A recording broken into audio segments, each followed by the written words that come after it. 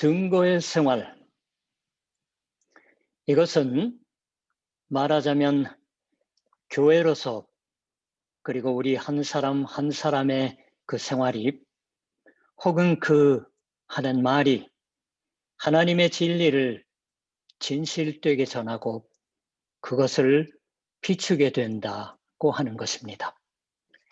우리가 성경에 말씀하는 의미에 있어서 구원받는다고 하는 것은 우리의 생활 속에 진리가 머문다고 하는 것입니다. 우리의 일상생활 속에 진리가 머문다. 따라서 증거의 생활은 우리의 전부가 관심을 갖지 않을 수 없으며 원하지 않을 수 없는 생활이 될 줄 압니다. 이 진리를 간직하는 생활로 살 때 우리에게 있어서의 문제는 진리를 간직했다면 우리의 그 생활이 진리에 관한 설득력을 가질 터이다 하는 것입니다. 믿음을 갖는다고 하는 것은 우리의 주위에 살고 있는 사람들에게 대해서 설득력이 될 진리를 전하고 또 납득시키는 힘이 됩니다. 우리가 같이 모여서 이야기하고 또 기도할 때 당연한 것으로서 원하지 않고는 있을 수 없는 것은 그러한 힘 있는 증거로 살 수가 있도록 그러한 생활을 우리의 것으로서 제 자손에 넣으라고 하는 것입니다. 우리를 언제나 위태롭게 하는 것은 우리의 무력감입니다. 우리의 실생활에 있어서는 자신의 힘을 느끼는 것보다도 무력을 느낄 적이 많습니다. 특히 타인에 대한 설득력이라고 되면 더더욱입니다. 부모가 자식에게 신앙을 전하고 싶다고 생각해도 그 어려움, 자기 아이 하나에 대해서도 믿음의 설득을 할 수가 없는 자신임을 거의 모든 그리스도인이 체험합니다. 또 우리가 교회로서 전도를 합니다. 사람들에게 열심히 뭔가 하려고 합니다. 저도 목사로서 생활을 하고 있지만 실제로 자신의 설득력의 없음을 매일 맛보게 됩니다. 반면 학교의 교사는 목사와 다른 바가 있어서 점수를 매깁니다. 그 과목의 점수를 받지 못하면 졸업할 수 없다고 하는 정해진 룰이 있습니다. 그러니까 선생님은 마음에 들지 않아도 말하는 것을 듣지 않아서는 안 되게 됩니다. 선생님의 말하는 대로 시험을 통과하지 않으면 안 됩니다. 이것은 불행한 교육의 형태일지도 모르지만 교육자는 어쨌든 강제력을 갖고 있다. 회사에 가면 상사의 기분을 상하게 하면 이쪽은 먹고 살 수 없게 된다고 하는 생각이 있으니까 상사는 부하의 생활의 양식 얻는 길을 쥐고 있는 듯한 것이 되겠지요. 일반 사회는 그와 같은 강제력으로 이루어지고 있는 부분이 있는 것입니다. 그러나 그것은 설득력과는 다릅니다. 여기서 생각되어지고 있는 설득력과는 전혀 다를 줄 압니다. 그러나 힘을 가지고 있는 것입니다. 그러니까 강제력을 가지고 싶다고 하는 유혹에 사로잡히겠지요. 그렇다면 거기서 그 진리로 사는 우리가 설득력을 갖고서 살기 위해서는 어떻게 하면 좋은 것일까요? 우리와 같은 생활을 하고 있으면 사람의 마음이라는 것은 매우 움직이기 어렵다. 사람의 마음을 움직인다고 하는 것은 불가능한 일이다라고조차 생각하게 됩니다. 저 자신은 30여 년의 목사의 생활을 하고 있어서 자신의 힘으로는 사람의 마음은 움직이지 않는다고 하는 것을 강하고 깊이 뼈저리게 느끼게 되었습니다. 그러나 그러면 포기하는 것이냐고 하면 그렇지 않습니다. 하나님이 움직여 주신다고 믿습니다. 우리는 언제나 사람의 마음을 움직이는 하나님의 기적을 보면서 살고 있는 자라고 말할 수 있을 테지요. 우리가 증거의 힘으로 산다고 하는 것은 하나님의 기적을 기대하는 이외에 생각할 수가 없다. 그러한 사실에 맞서고 거기에 서는 것일 줄 압니다. 오늘 아침 우리에게 주어진 이 베드로전서의 3장, 이 부분은 그리스도 교회에 있어서의 결혼식에 한 번이라도 가신 분은 생각날 수가 있는, 결혼식에서는 거의 반드시 읽혀지는 말씀입니다. 처음에 아내에 관한 가르침이 이야기되고 있습니다. 1절부터 2절을 읽어볼게요. 아내들아, 이와 같이 자기 남편에게 순종하라. 이는 혹 말씀을 순종하지 않는 자라도 말로 말미암지 않고 그 아내의 행실로 말미암아 구원을 받게 하려 함이니 너희의 두려워하며 정결한 행실을 봄이라. 말씀을 순종하지 않는 남편이란 어떠한 남편을 말하는 것일까요? 하나의 추측은 아직 믿음을 갖고 있지 않은 남편이겠지요. 이러한 것을 상상할 수가 있습니다. 이 베드로전서, 이 편지가 들려 보내진 것은 사자들을 통해서 소아시아 지방, 대부분 지금의 터키에 있던 작은 교회로 산 사람들입니다. 아직 교회다운 교회도 없었을지 몰라요. 그 지방에 완전히 새로운 집단, 그리스도의 교회의 전도가 시작되었다. 아마 처음은 부부로 설교를 들었을지도 모릅니다. 어떤 성경학자는 옛날도 지금도 같았다라고 말하지만 그리스도의 교회에 모이는 것이 여성적이 많습니다. 우리의 교회에도 여성적이 남성보다 많습니다. 여기서도 아내에 관한 가르침이 이렇게 많이 기록되어 있고 남편에 관한 가르침이 극히 얼마 안 되는 것은 한편으로는 교회에 여성적이 많았기 때문이라고 추측하는 사람도 있습니다. 아무튼 동시에 성경의 말씀을 들으면서 믿음을 갖는 것은 아내 쪽이 먼저다라는 것이 많았다라고 하는 것도 이유가 되겠지요. 그러나 또 하나의 추측도 있습니다. 부부가 다 믿음을 가졌다고 해도 아무래도 남자 쪽이 완고하거나 경우에 따라서는 남자 쪽이 사회 속에서 살아가는데 믿음을 관철하는 것이 곤란하다고 하는 것도 있었을지도 모르지만 아무튼 한번 믿음을 가지면서 그 남편은 하나님의 말씀을 듣고 따르지 않게 되어버렸다. 거기서는 교회에 이야기하는 말이 힘을 잃고 있습니다. 말씀이 힘을 갖지 못하므로 거기 따르지 않게 되었다고도 말할 수 있습니다. 이 말씀은 교회의 말, 무엇보다도 설교의 말일지도 모릅니다. 목사의 말에도 귀를 기울이지 않게 된 남편입니다. 목사의 이야기하는 바, 성경에 고하는 바를 받아들이지 않는 남편이 되어버렸다. 그와 같은 남편조차도 구원에 넣어지게 되는 또 하나의 길이 있다. 그것이 아내의 말로 말미암지 않는 행실이다라고 베드로가 말합니다. 말을 쓰지 않는다. 그냥 잠자코 행한다. 이 행실이라는 것은 그 원래의 본문의 의미는 걸음걸이입니다. 영어로 하면 walk, 명사형이고 일본어로 하면 아루키카다예요. 아내는 잠자코 걷기를 계속한다. 그 무언의 아내의 걸음걸이를 통해서 남편이 설득되어 구원을 받는다고 하는 말입니다.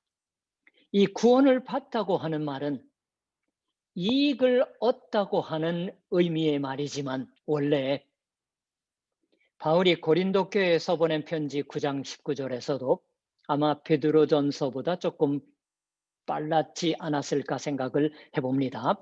그 고린도전서 9장 19절을 보면 내가 모든 사람에게서 자유로우나 스스로 모든 사람에게 종이 된 것은 더 많은 사람을 얻고자 함이라. 이 얻다고 말하는 것, 이 구원을 받다고 번역된 것과 똑같은 말입니다.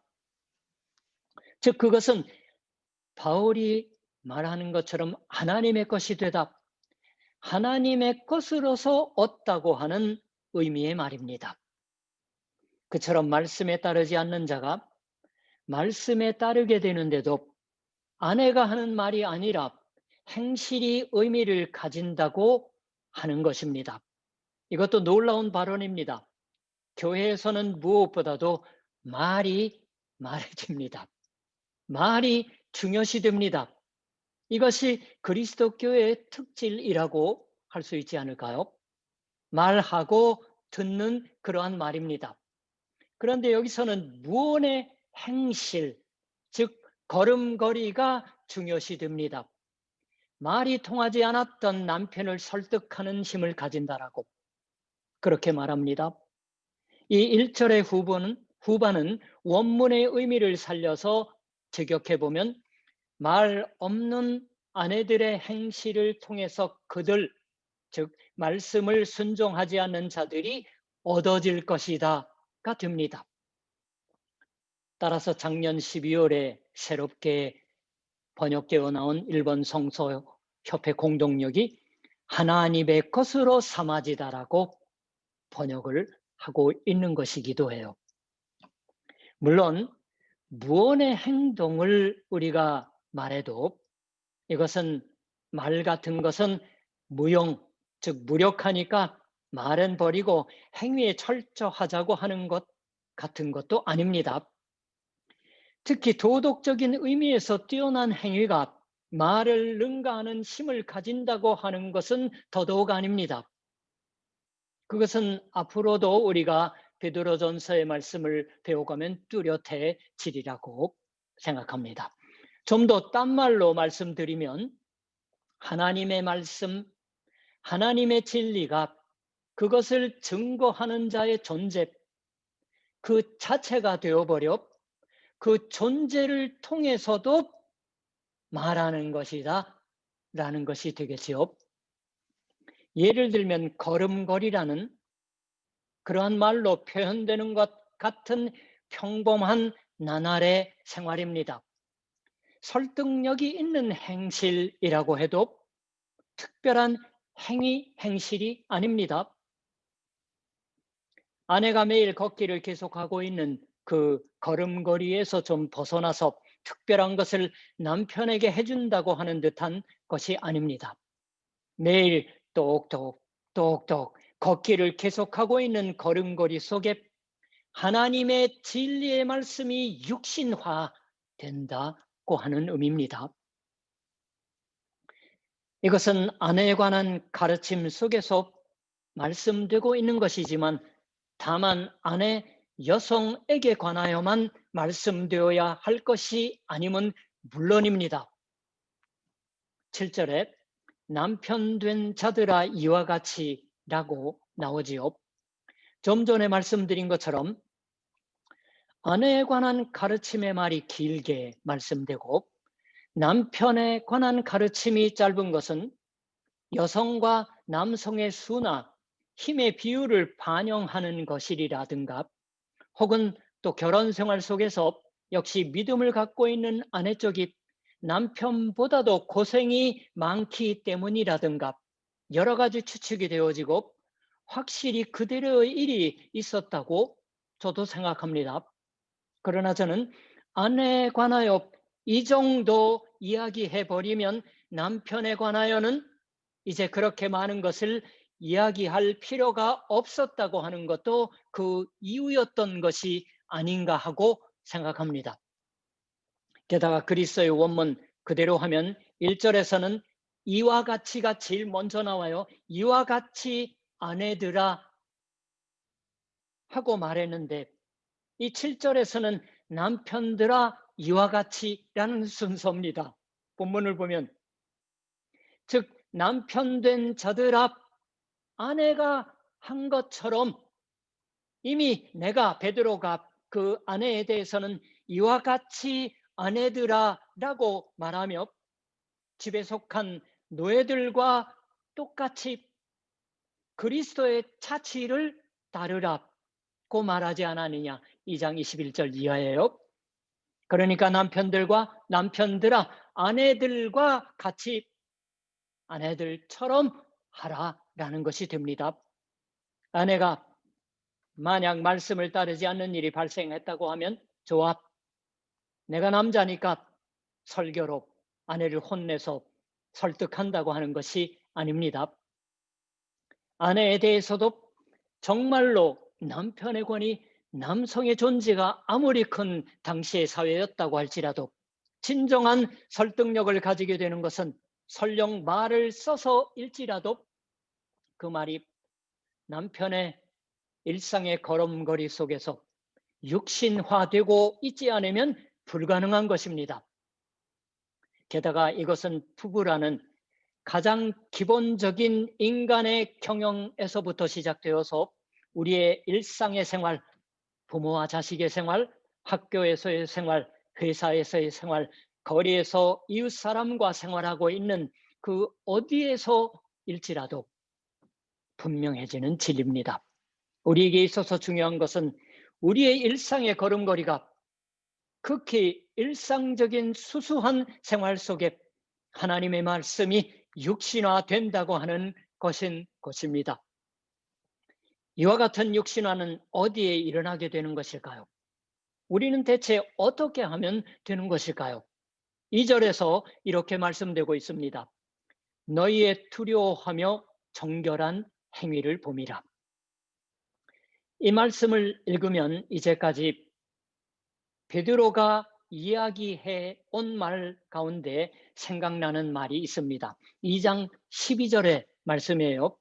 너희가 이방인 중에서 행실을 선하게 가져 너희를 악행한다고 비방하는 자들로 하여금 너희 선한 일을 보고 라고 있었습니다. 너희의 선한 일을 보고 또 여기서는 정결한 행위를 보고 흡사한 말의 반복인 셈이에요. 여기에 보고라고 번역되어 있는 말은 이것은 보통 사용되는 보다고 하는 말과는 다른 말이 쓰여지고 있습니다. 그리스어가요. 당시에 그리스도의 교회 이외에 그리스어는 당시의 사회에서는 초참이니까요. 대단히 신비적인 종교가 왕성했다고 합니다. 그러한 신비주의적인 종교의 경우에 신앙인의 신비적인 종교일지라도 그 종교를 믿는 신앙인의 수행이 대단히 중요시되고 있던 시절이라고 합니다. 그 수행에는 단계가 있는 거예요.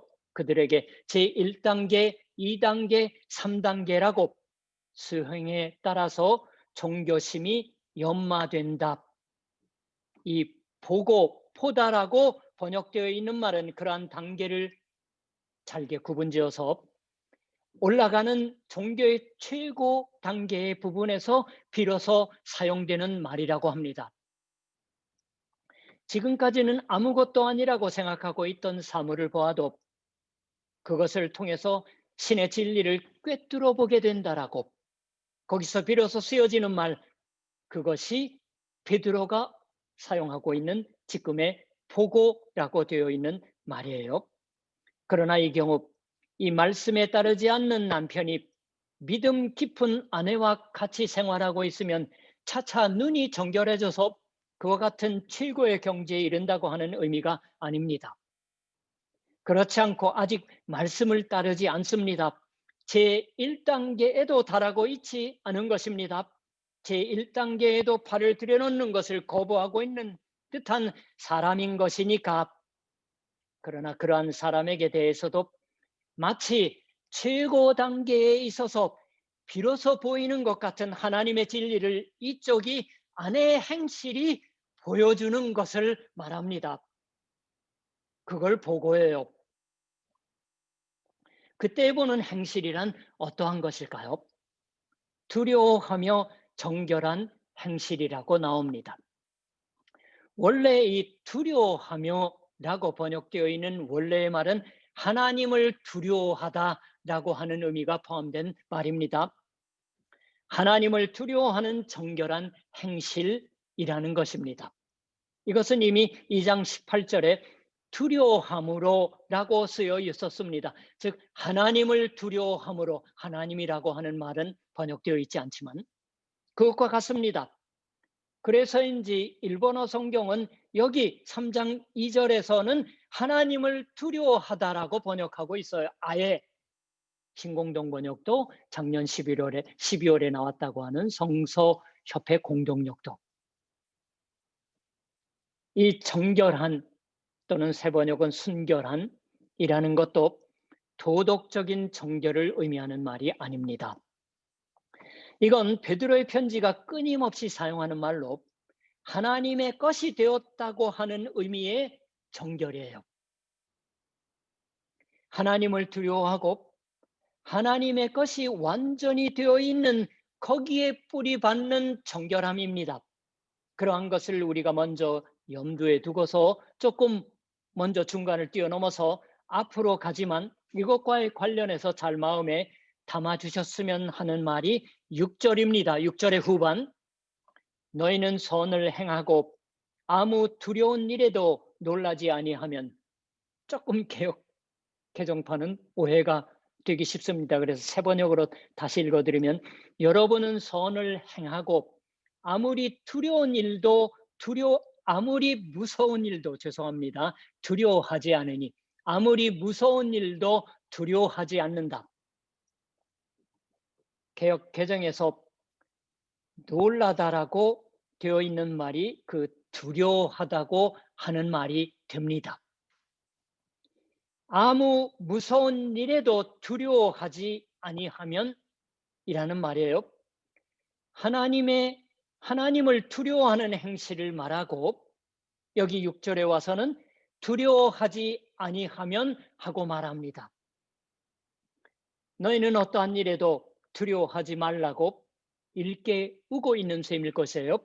이것은 당시의 여성들에게 있어서 또 우리들에게 있어서도 대단히 현실적인 의미를 가지는 것입니다. 당시의 여성들에게 있어서 두려움은 몸에 밴 것이었습니다. 여자라고 하는 것 때문에 남편을 두려워하지 않을 수 없어요. 남편을 두려워할 것을 사회 전체가 보이지 않는 룰로서 요구합니다. 남편만이 아니라 남성 중심의 사회 전체입니다. 자신의 괴로움도 즐거움도 그런 의미에서 여성들은 타인에게 의지하지 않으면 안 된다라고 베드로서가 쓰여졌을 무렵의 여성은 분명 지금보다 더 사회적인 지위가 곤란한 것이었습니다. 남편을 잃으면 다만 남의 불쌍히 여김에 매달릴 수밖에 없게 되는 사회예요.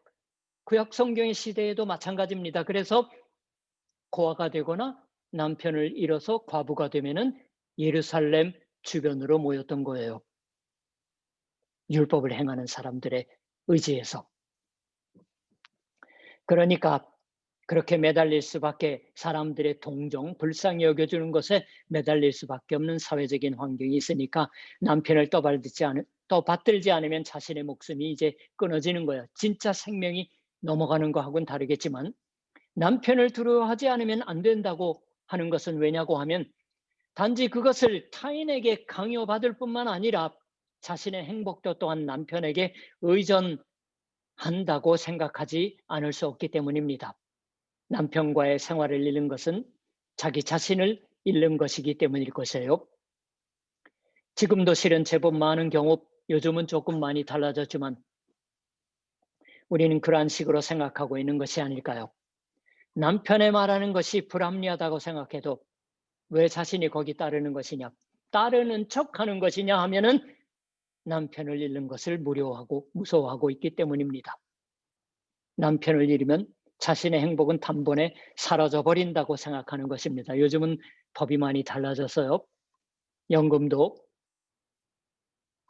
살아서 몇 년 이상 살고 하면은 나눠받을 수 있습니다. 남편을 잃으면 자신의 행복이 단번에 사라져 버린다고 하는 생각이 있었던 거예요. 남편만이 아닙니다. 남자도 아내를 두려워하는 것입니다. 그만큼 아내에 의존하고 있는 셈이에요. 성경은 거기서 실로 대담하게 말합니다. 너희는 이제 두려워할 필요가 없어졌다. 너희는 완전히 남편에게서 자립하고 있는 것이다라고 잘라 말하는 것입니다. 사회 속에서도 남편을 두려워하는 것이 없어졌다. 여성이 여성 자신의 주인이다.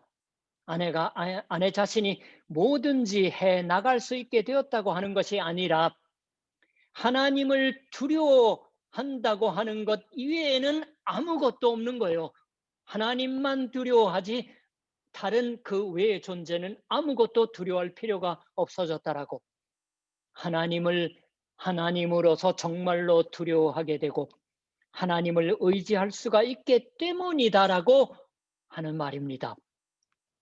어떤 사람이 인용하는 고대 문헌에 있는 그리스 사상가의 말에 의하면 당시 아내에게 있어서 가장 용서받지 못할 것은 자신의 남편과 다른 신을 섬기는 것이었다라고 있습니다. 자신의 남편이 어떤 종교적인 의식에 갈 때 그 동행을 거절하는 것이 가장 용서받지 못할 것이었다라고. 그러한 아내는 이혼당해도 어쩔 수 없다라고 쓰여 있더라고요. 그러나 당시 교회로 산 그리스도인인 아내들은 그 용서받지 못할 것을 했던 것입니다. 실로 대담무쌍 두려워하지 않는다 반복해서 말하지만 그러나 이것은 남자도 여자도 같은 것이어서 지금 우리에게 구해지고 있는 것입니다. 하나님 이외의 것은 그 어느 것도 두려워하지 않는다라고. 우리도 또한 하나님 이외의 것을 두려워하고 있는 게 아닐까요? 하나님 이외의 것을 두려워하여서 그만큼 하나님의 것이 완전히 되어 있지 못합니다. 즉 하나님을 두려워하는 정결함으로 사는 것이 되어 있지 않다고 하는 말이 아닐까요? 5절에 하나님께 소망을 두었던 거룩한 부녀들이라는 말이 나옵니다. 이 거룩한 부녀들이라는 것은 구약 성경이 전해주는 유대의 믿음 역사 속에서 믿음으로 살아온 여성들의 것을 가리키는 말입니다. 거기에는 그 여성들에 의해서 감당되어져 온 하나님의 백성의 역사가 있습니다. 그 하나님의 백성의 역사를 짊어져 온 여성들은 그 하나님께 희망을 걸고 있었다라고, 하나님께 소망을 두다, 하나님에게만 희망을 맡기고서 살았다라고 하는 말입니다. 하나님만을 소망한다. 그 소망으로 살았습니다. 여기에 대표자로서 사라가 나옵니다.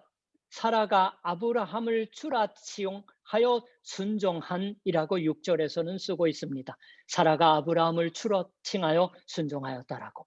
그러나 그 주, 일본어 성경은 주인이라고 번역하고 있지만 주라는 것은 특별히 아브라함을 주라고 했다고 하는 게 아니에요. 즉, 주 하나님으로 섬겼다고 하는 의미는 아닙니다. 그렇지 않고 이 말씀이 베드로전서에 나오는 배경은 창세기 18장입니다. 저 아브라함과 사라가 자식이 없는 채로 나이를 제법 먹었던 때에 저보다 많이 들었던 것 같아요. 하나님의 사자가 아브라함에게 또는 사라에게 너에게 아이가 주어진다고 약속을 해준 이야기입니다. 그때 사라가 천막 이쪽에서 듣고 웃었어요. 그런 바보 같은, 난 이제 아이 같은 건 낳을 수가 없는 몸이 아닌가. 웃으면서 그러나 사라는 거기서 그 하나님의 말, 사라에게 아들이 있으리라고 하는 맛을 두 번째 듣고서 두려워서 웃지 않았다라고 잡아떼어 말했다고 하는 것을 창세기가 쓰고 있습니다. 창세기 18장 14, 15절 보시면 알아요. 여호와를 두려워하였다. 하나님을 두려워하는 것을 거기서 배운 셈이에요. 그리고 그 하나님께 희망을 거는 것을 알았다라고 바울이 로마서 4장 18절에 바랄 수 없는 중에 바라고 믿었으니라고 이 사라와 아브라함의 것을 쓴 거예요. 썼던 저 남편 아브라함과 함께 하나님께 의지하는 희망을 서로 나눌 수가 있었습니다. 바울도 거기서 사라는 아브라함을 이는 나의 남편이다라고 부르고 그 아브라함의 신앙의 걸음걸이를 따랐다라고 에베소서 6장 15절과 골로새서 3장 20절 22절 한번 나중에 시간 있으면 보세요. 하나님을 두려워함으로 순종하는 생활에 관한 것이 나옵니다. 그 단어가 나와요. 베드로전서 딱 3번뿐입니다. 그 이외의 것은 아무것도 의미하지 않습니다. 사라는 아브라함을 하나님과 혼동했다고 하는 의미가 아니라 정말로 하나님을 두려워하는 것을 오보했다, 알았다, 느꼈다, 배웠기 때문에 아브라함을 자신의 주, 즉 남편으로서 존중할 수가 있었다고 하는 의미입니다. 우리의 믿음이 아직 설득력을 갖지 못하는 것은 그러한 의미에서는 아직 인간을 두려워하고 있기 때문이 아닐까요?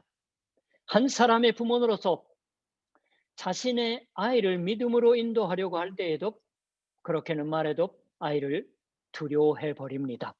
너무나도 아이에게 의존하기 하고 있기 때문입니다. 그 아이와 자신과의 연계가 끊어지면 곤란한 것이에요. 그 굴레를 자신의 힘으로 꽉 쥐고 있지 않으면 안 되는 것이라고 생각합니다.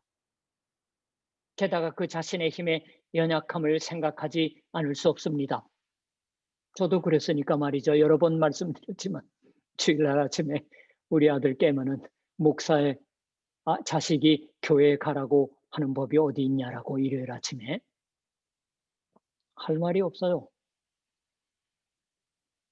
한국이니까 욕을 하거나 화를 내어서 억지로 끌고 가면 마지못해 따라오겠지만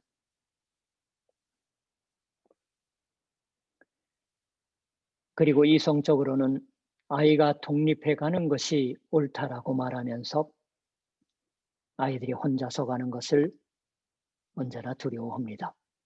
거기서 진리가 부모에게서 자식에게 전해지기 어렵게 되어버립니다.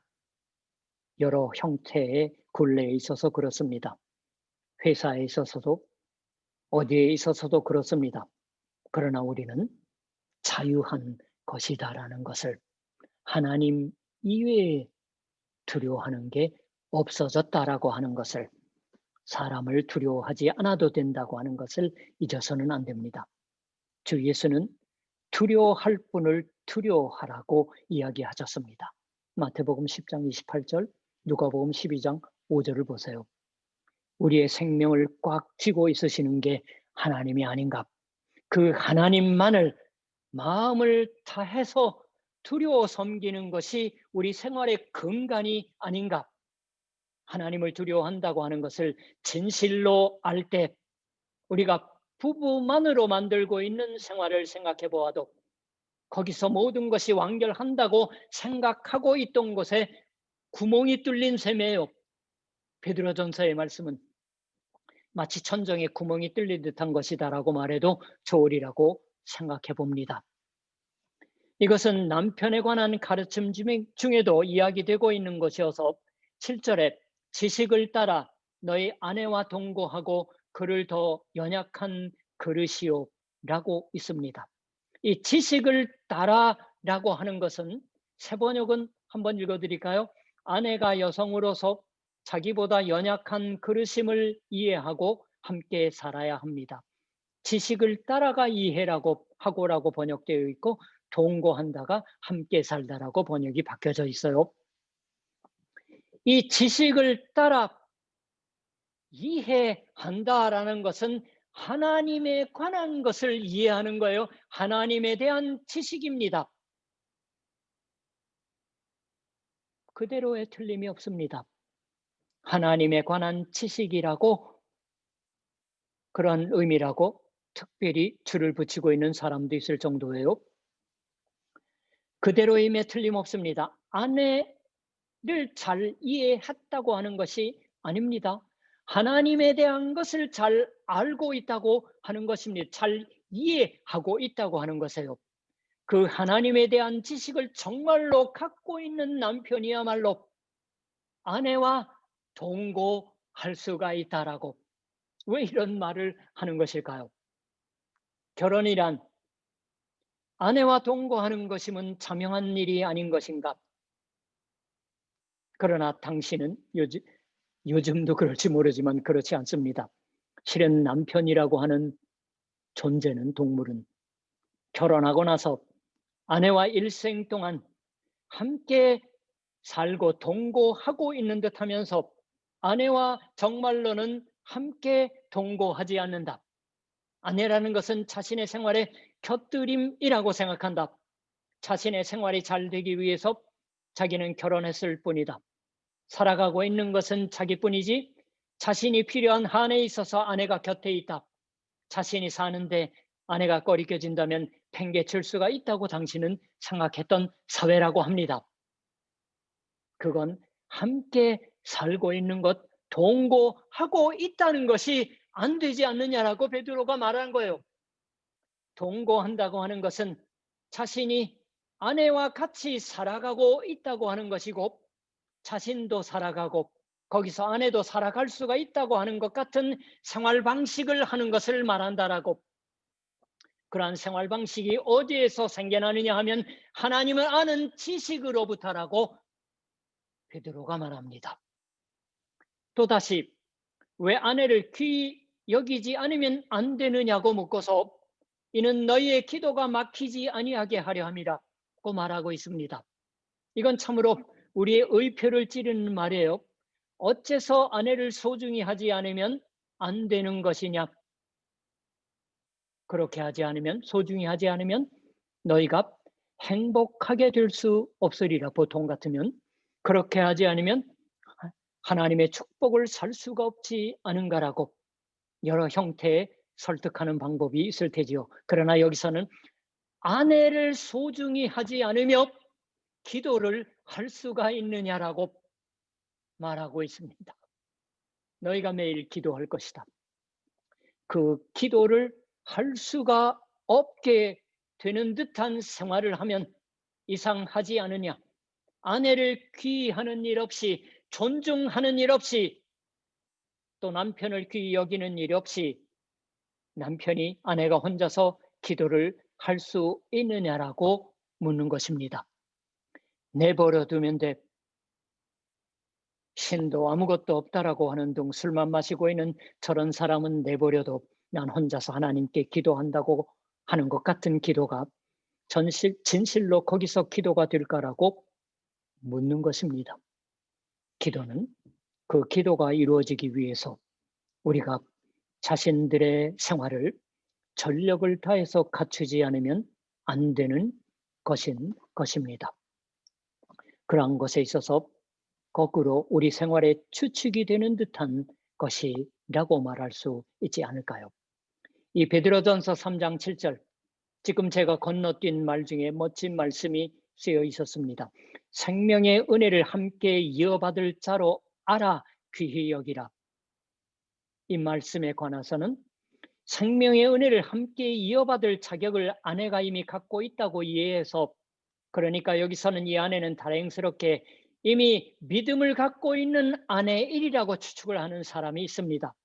게다가 거기에서 앞으로 나아가서 특히 고대에 있어서는 남편의 말하는 것을 아내가 듣지 않으면 안 되었으니까, 그러니까 부부 중에서 남편이 먼저 믿음을 갖는다고 하면 아내가 비교적 간단히 믿음을 가질 수 있었던 것이 아니냐 하는 식으로 추측을 하는 사람조차 있습니다. 과연 그럴지도 모릅니다. 그러나 저는 생명의 은혜를 함께 이어받을 자라고 여기서 말하는 것은 설령 그 아내가 말씀을 따르지 않는 아내였다고 해도, 아직 믿음의 길에 들어서지 않은 아내였다고 해도 하나님의 생명의 은혜 속으로 이미 헤아려 넣어지면서 그 아내와 남편과 동거한다고 하는 것밖에 아닌 것이에요. 그런 말씀입니다. 이 베드로전서에 영향을 깊이 주고 있다고 생각되어지는 사도 바울이 로마서 9장에서 자신의 동포인 유대인이 어째서 예수 그리스도를 주로 믿지 않는 것인가 하고 논하는 곳에서 설령 자신의 몸은 저주받을지라도 자신의 고륙의 친척들이, 유대의 동포들이 구원받는 것을 원한다라고 쓰고 있습니다. 이 사람들도 하나님의 은혜 속에 있는 것이다라고 아무래도 말할 수밖에 없는 것이에요. 말할 수 없다고 하면 바울이 하나님의 진리를 보고 있다고 말할 수 없습니다.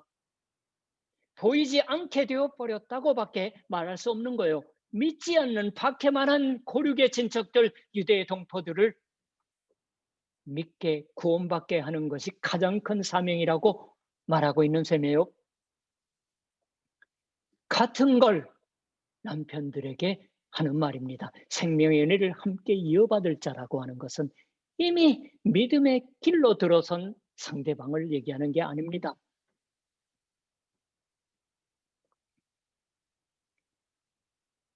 남편이 말씀을 따르지 않을 때 왜 그 말씀을 따르지 않는 자에 대해서 4절의 말씀으로 말씀드리면 썩지 않는 온유하고 정숙한 마음으로 속 사람을 단장하여, 새 번역은 썩지 않는 장식 곧 온유하고 정숙한 정신으로 속마음을 치장하여, 공동번역 개정파는 마음에 숨은 사람을 온유하고 안정한 심령에 썩지 아니할 것으로 하여 상대할 수가 있는 것일까 스스로에게 묻지 않으면 안 됩니다.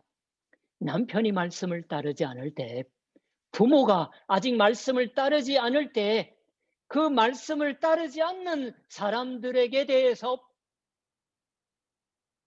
마음에 숨은 사람을 온유하고 안정한 심령에 썩지 않을 것으로 하여, 썩지 않는 장식 곧 온유하고 정숙한 정신으로 속마음을 치장하여 상대할 수가 있는 것일까요? 여기서는 온유나 안정함을 부인의 덕으로서 칭찬하고 있습니다. 그러니까 곤란하다고 말하는 사람이 있더라고요. 그러니까 그리스도인의 여성이 연약해진다라고 정숙함 따위는 버려버리지 않으면 안 된다라는 취지의 것을 용감하게 쓰고 있는 사람이 있습니다. 그러나 저는 그 말을 읽고서 대단히 유감스럽게 생각했습니다. 왜냐고 하면 온유의 덕이라는 것은 여성만의 것이 아니었을 터입니다. 진실한 온유로 살았던 것은 온유한 자는 복이 있나니